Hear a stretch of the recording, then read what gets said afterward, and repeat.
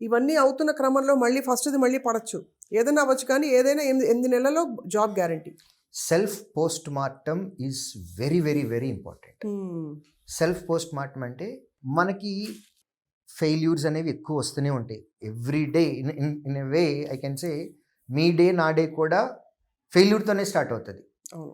ఇంకా 4 గంటలు పడుకుందామని అనిపిస్తుంది ముందు రోజు యొక్క వర్క్ ప్రెషర్ వల్ల. కానీ ఇవాళ ఉన్నటువంటి కమిట్మెంట్స్ ప్రకారము 7కో 6:30కో 6 o'clock లెగవాలి. అబ్బా అనుకుంటానే లెగుస్తాం. That's failure. మనం అనుకునేవన్నీ మనకి రావు. సో స్టూడెంట్కి కూడా డెఫినెట్గా ఫెయిల్యూర్స్ అనేవి కామన్గా ఉంటాయి.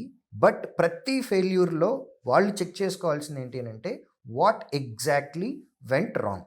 రైట్. మనం ఏం తప్పు చేసాం. మనుషులుగా ఎందుకు పుట్టాము అని అంటే తప్పులు చేయడానికి పుట్టాము. మనుషులుగా ఎందుకు పుట్టాము రెండోసారి అడిగితే చేసిన తప్పు మళ్ళీ చేయకుండా ఉండటానికి కోసం పుట్టాము. రైట్. సో ఒకసారి చేసే mistake we have to learn from our mistake and improve that. Next అదే మిస్టేక్ రెండోసారి ఎగ్జామ్లో వచ్చినప్పుడు చేయకూడదు. అంతే. ఇలా మనల్ని మనం సెల్ఫ్ పోస్ట్ మార్టం చేసుకుంటూ మన సబ్జెక్ట్ గ్యాప్స్ ఎక్కడైతే బ్రిడ్జ్ గ్యాప్స్ ఉన్నాయో వాటిని ఫిల్ చేసుకుంటూ మనం గనక ముందుకు వెళ్తా ఉంటే డెఫినెట్గా 1 yearలో ఉద్యోగం వచ్చేస్తుంది.